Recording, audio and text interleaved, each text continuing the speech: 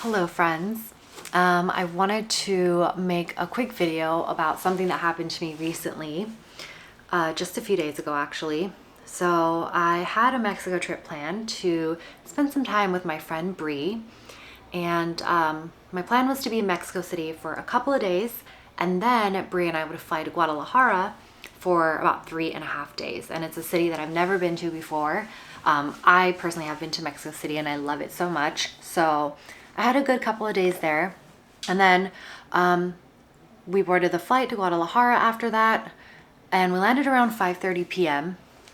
We checked into our Airbnb, which is supposed to be in a pretty good neighborhood. Like, it's pretty centrally located. The listing says that it's, close to a lot of cafes and restaurants and bars.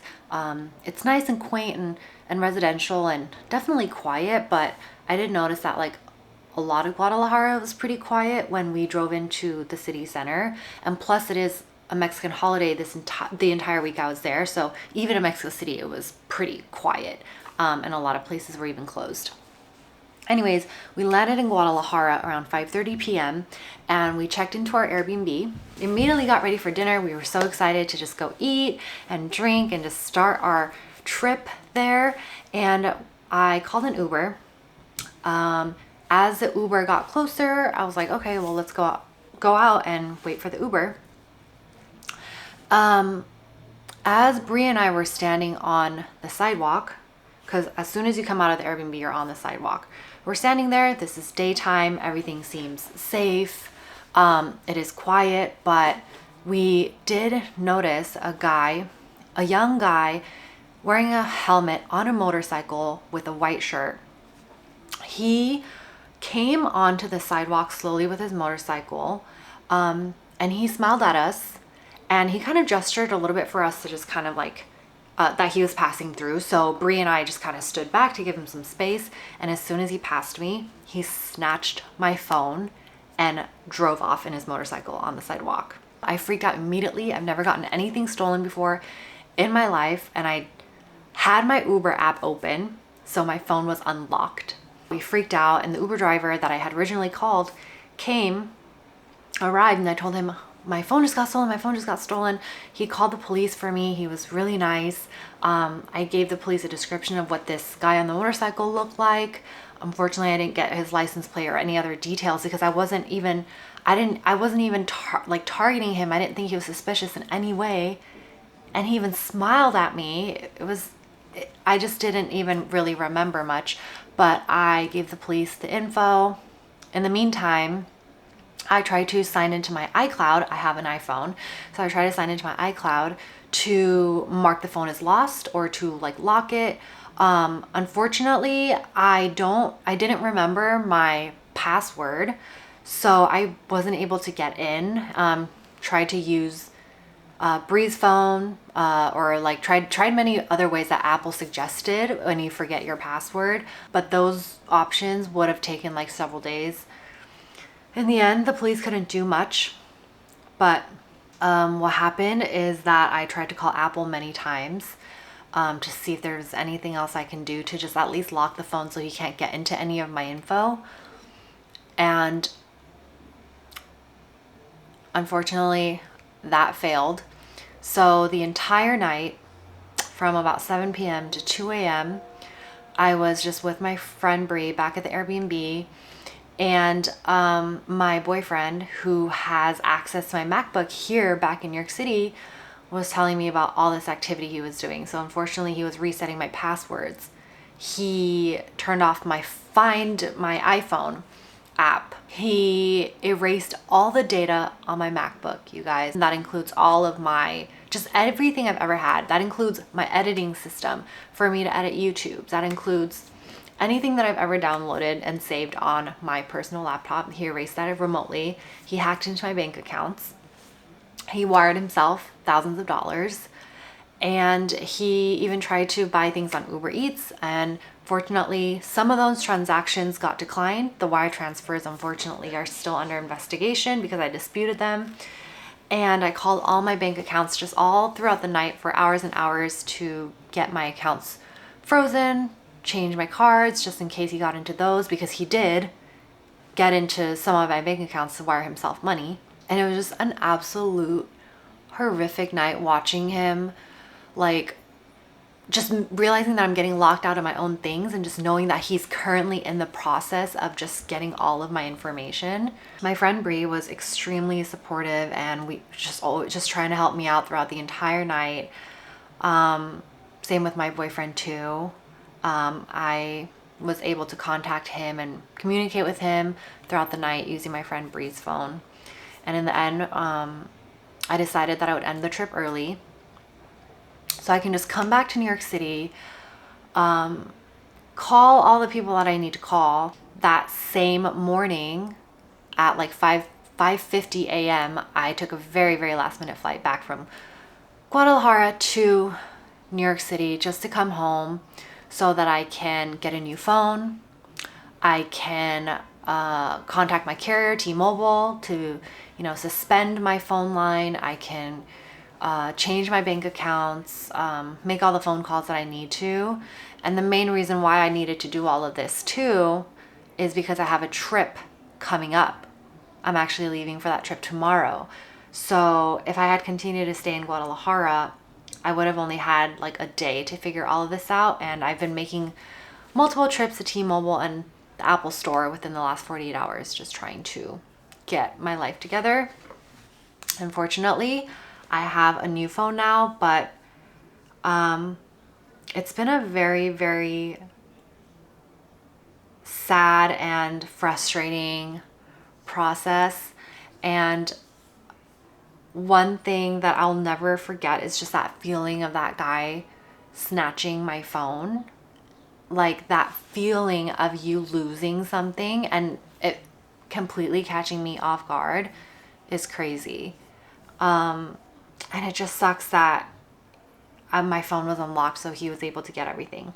I have played the scene in my head so many times as to, maybe I should have been more careful. Maybe I should have noticed that he's riding his motorcycle on the sidewalk versus why not the road, because the road was empty. So maybe that was a point of suspicion as well. There were so many things, but at the end of the day, when I think back to how I handled things or what I was doing, I wasn't doing anything wrong. This world is just cruel, and there are just people that do bad things. And we were even talking to the Uber driver and even the Airbnb host, and they said that petty crime is rising a lot in Guadalajara, even in the state of Jalisco, and that unfortunately these things just happen and they take advantage of people that look vulnerable or foreign. And unfortunately, that's what happened to me. Everything just costs so much money, and it's been a lot.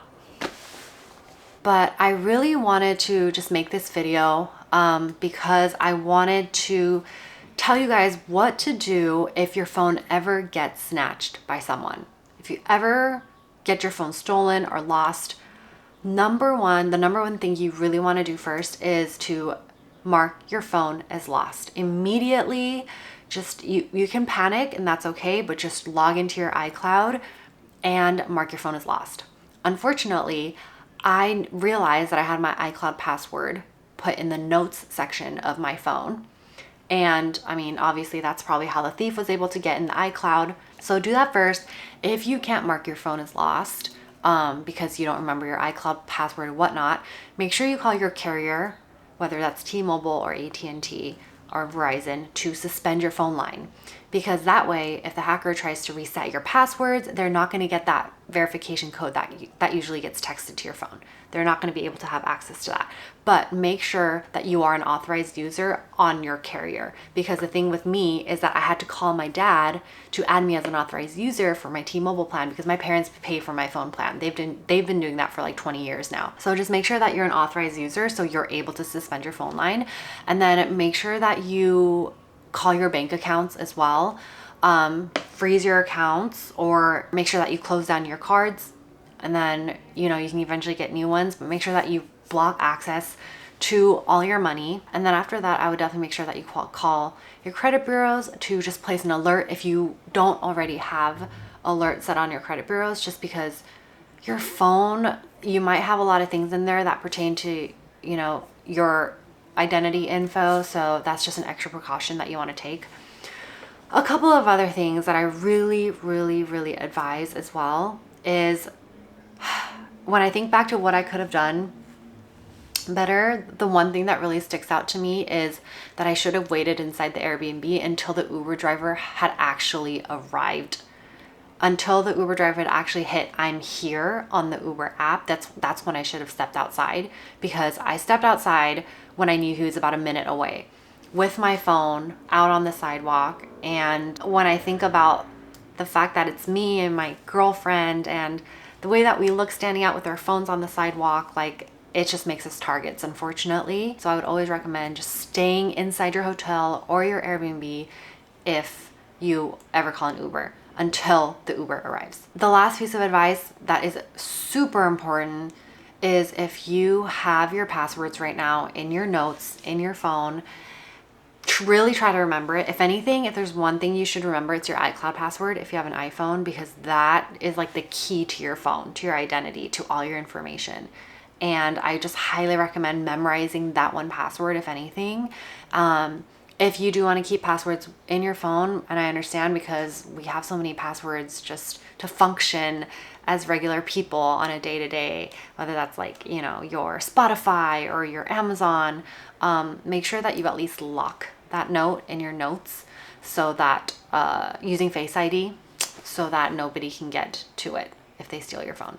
That is all for this video. That's all I wanted to say.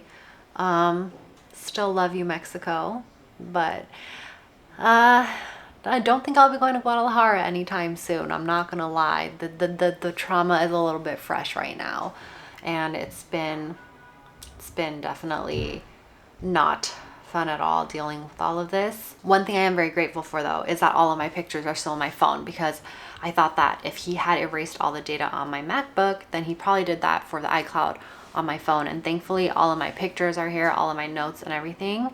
And I'm grateful that I have the money to be able to just buy this very expensive phone and everything else that I need to do. I'm just grateful that I'm in that financial situation to be able to do that. But anyways, that is it for my video. I just really wanted to let you guys know what to do if this happens. But I mentioned that I am going on a trip tomorrow, which is why I really needed this phone even more urgently. And I will be going to China. I'll be going to China for a week and a half. And I am very excited for it. What just happened is a little bit fresh right now in my mind. So I think I am very excited, but it is a little bit hard to be like that excited right now. But I'm sure it'll hit me when I'm on the plane over to Beijing. So stay tuned for my China vlogs. I'll be going to 3 cities. I'll be there for a week and a half, and I love China. I studied abroad there.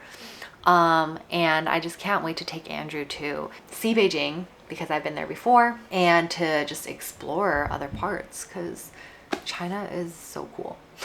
Anyways, thank you guys for watching, and I'll see you all in my next video. Have a good week, everyone. Bye.